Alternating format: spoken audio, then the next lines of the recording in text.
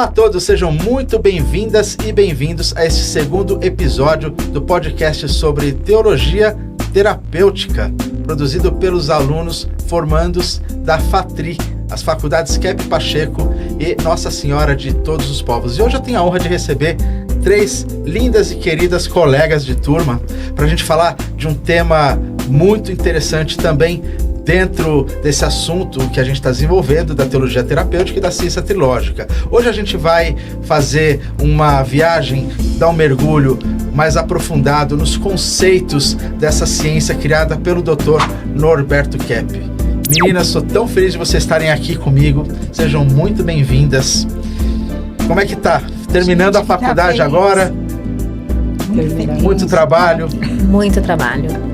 Muito estudo, semestre. Muito livro. Sim. Então vamos passar um pouco, desses conceitos aqui para nossa audiência. Eu queria começar perguntando para vocês, sobre alguns conceitos básicos que a gente tem dentro da trilogia, dessa ciência que a gente já introduziu no primeiro episódio. Aliás, se você está assistindo esse segundo episódio e não viu o primeiro, a gente vai colocar aqui na descrição desse vídeo o link para você poder assistir o primeiro episódio e já se inscreve aí no canal também para você receber o episódio 3, que encerra essa série do podcast.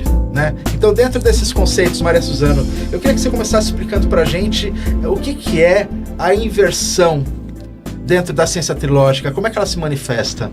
A inversão foi uma descoberta do Dr. Kepp de 1977, embasado na ciência mesmo, no Hospital das Clínicas, que todos nós, sem exceção, fazemos essa inversão do bem e o mal. Como é que é isso na prática, por exemplo? É vendo no bem um mal e no mal o bem. Um exemplo. Vamos lá, é isso que eu queria, uma coisa mais prática. Por exemplo, a pessoa se alimenta com um monte de caloria vazia, um monte de chocolate. E adora aquilo. Sim. Quer dizer, ela sabe que é uma coisa que não faz bem, mas mesmo assim ela come. Sim. É como fumar, por exemplo. Sim. É como alguém que pega um ditado popular que diz, aquilo que a gente faz escondido é mais gostoso. Isso é um sinal de como é a mente na inversão? Mesmo quem fala a verdade, a pessoa acha ruim, isso é inversão.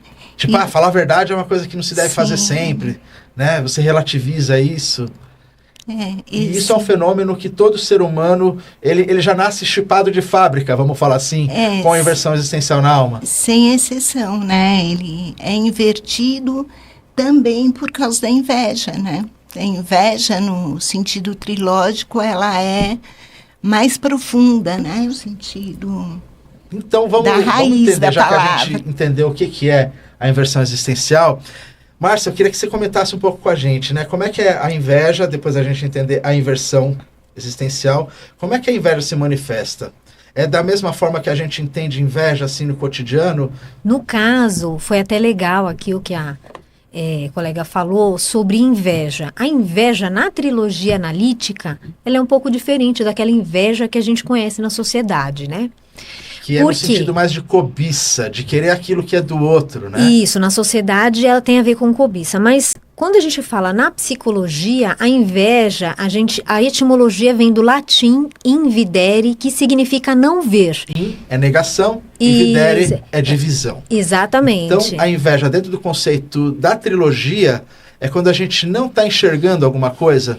Exatamente. Então, a gente não vê o bem. Então, por exemplo, vou pegar o mesmo gancho sobre o exemplo que a colega deu. Por exemplo, você mostra uma salada para a criança, ela recusa porque ela não enxerga o bem que tem na verdura, nos legumes, ela quer o quê? O doce. Ou às vezes ela já está invertida porque ela viu tanta propaganda de doce, os amiguinhos na escola consumindo um monte de produto industrializado e ela também já está invertida ali desde pequena, por exemplo. Porque nesse caso, a gente vai até falar um pouco da psicossociopatologia, que é a influência da sociedade que é um outro na conceito inversão. da trilogia. É um outro conceito. Psicossociopatologia, ou seja, é a doença individual que também afeta a sociedade. Mas no caso da criança, não tem a ver com isso muitas vezes, tá? Tem a ver com uma predisposição. Porque a criança, ela não tem um aprofundamento na percepção dela. Então, ela vai no doce. O doce é apetitoso, ele é gostoso. Porque, se a gente for entender um pouquinho mais a fundo isso, o doce, ele te traz uma sensação de saciedade, energética e tal. Então, a criança, ela não vai ter uma análise aprofundada. Então, automaticamente ela vai ter essa inversão. Quando você consome, por exemplo, um legume, uma verdura, você vai demorar para ter aquele pico energético que você vai ter com uma bala. Então, ela vai preferir a bala. E isso acontece também com drogas, vícios, etc. Então, a gente poderia dizer que pela falta da conscientização da importância de comer alimentos saudáveis e influenciada por uma indústria, por uma sociedade doente que produz muito alimento artificial, muito consumo de açúcar, a criança, ela está dentro já mergulhada num processo de inversão e dentro do processo da inveja, onde ela não tem informação, não tem consciência crítica e ela não sabe ver aquele bem. Exatamente. Ela precisa ser educada pela conscientização, então. Exatamente. Então, aí a gente já passa para um conceito um pouco mais aprofundado de interiorização e conscientização para ter um entendimento daquilo. Muito legal, muito legal. Para mitigar a inveja. A gente já está aqui Sim. em poucos minutos, né, destrinchando um pouquinho a trilogia. Né? Eu queria ouvir um pouquinho agora a Marilza, né, para falar sobre o conceito da teomania, que é outra palavra muito presente, um outro conceito, né, que o Dr. Kepp criou, desenvolveu. E eu queria que você explicasse para a gente, Marilza, teomania. Teomania, e desconhecida por muitos, inclusive por nós, antes de iniciar o curso, sim, até né? Porque é um conceito muito específico, né? Da dentro da trilogia, que é uma ciência que vem crescendo, ganhando cada vez mais espaço, mas no popular, na sociedade, as pessoas talvez nunca tenham ouvido falar. Então explica pra gente, o que seria essa teomania? Então, a teomania, ela está relacionada à mania de grandeza, à soberba, à arrogância, né? A idealização que a pessoa faz de si mesma, né? Ou seja, ela está se achando Deus. Então, ela se vê como um Deus, entendeu? Ela quer agir, na verdade, como um Deus, né? Nos seus delírios, nas suas fantasias, né? E com isso se afasta da realidade. E esse é um fenômeno também que está chipado de fábrica. Correto.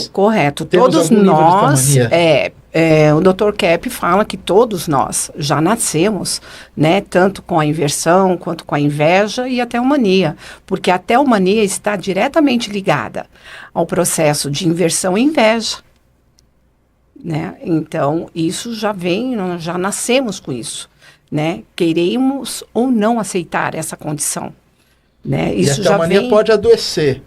Porque a pessoa fica cega. Ela entra no processo de inveja quando ela está sofrendo da teomania e do processo da inversão, porque ela não está vendo bem o que precisa ser feito.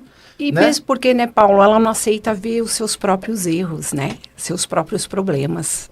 Porque ela se acha Deus. Como é que eu posso cometer erros se eu me sinto como um Deus? E aí a pessoa acaba adoecendo por conta disso. Pode adoecer. Com certeza.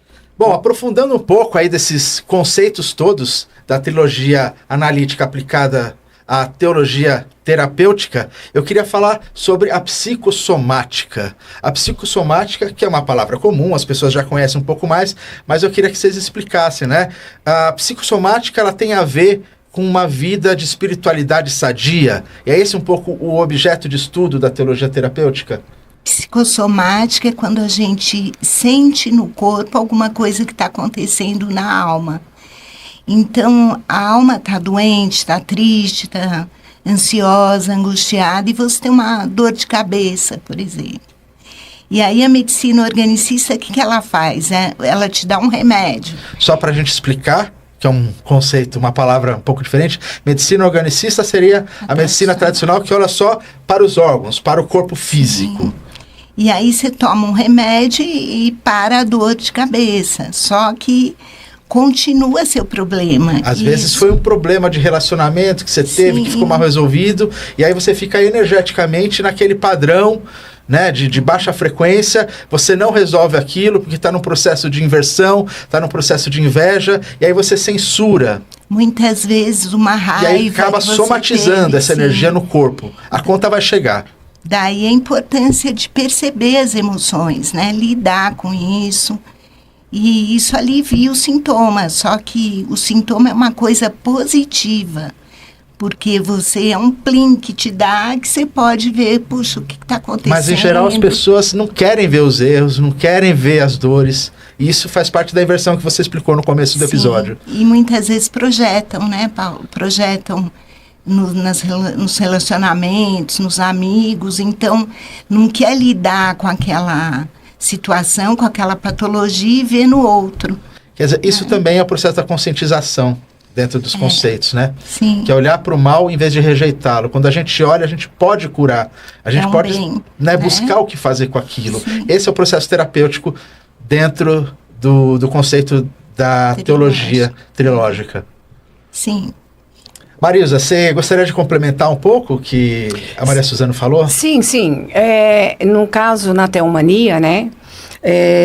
A pessoa, ela se afasta da essência humana. E ela deixa a condição humana de dependência do Criador e da ordem natural. Quer dizer, a teomania afasta porque a pessoa fica se achando Deus, então para que ela vai reconhecer que tem um ser superior? E também é a mania de grandeza, da idealização. Aí ela parte muito para a fantasia e se afasta do natural. Do real. Do real, da realidade. Vale, da gente exato, é o real, né? Exato. Né? Aí é onde ela realmente adoece, né? E quais foram as principais transformações que vocês sentiram, né, depois que começaram a fazer esses 3 anos que estamos finalizando, né, na formação, na graduação em teologia terapêutica? Quais foram as principais transformações que vocês sentiram na vida pessoal, não só estudando, mas vivendo na ação esses conceitos? Para mim foi a teomania, né? Porque, como ela comentou, eu me achava uma pessoa humilde, né? E depois eu descobri que eu era arrogante pra caramba. Principalmente porque não reconhecia nem o bem que tinha na minha vida e passei a entender cada minúcia daquilo que era bom pra mim. Você então, nem percebia isso, não né? percebia. Era um jeito de você viver. Eu achava, eu negava, porque a inveja você não vê nada, né? Então eu falei assim, eu não tenho nada. Achava que não tinha nada. E a partir desse conceito, eu despertei, né? Foi um despertar de consciência para reconhecer o bem que tinha na minha vida. Isso foi transformador, né? Absolutamente. E o que era, assim, a sua teomania que você identifica nesse caso? Arrogância. Arrogância total de achar que... Se sentir superior aos outros? Melhor que os outros? Não nesse aspecto. Mas no sentido, a teomania de achar que eu não tinha... A inveja, né? A inveja faz parte da teomania, de não reconhecer aquilo que tinha na minha vida. O bem que tinha, aliás, era inclusive o oposto disso, né? Então não era me achar melhor que o outro. Era me achar inferior na medida daquilo que eu tinha já dado pelo Criador. Os meus talentos, os meus dons. Então você também é uma forma... se permitia brilhar na potência máxima que o Criador te fez. Exatamente. Isso também é teomania.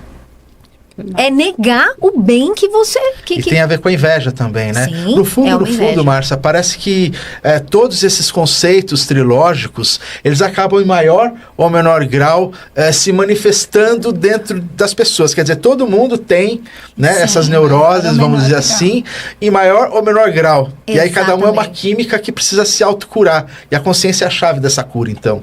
Exato. Eu tinha uma teomania muito grande, né? Hoje eu lido, não é que eu não tenho mais, tenho, mas eu percebo, né?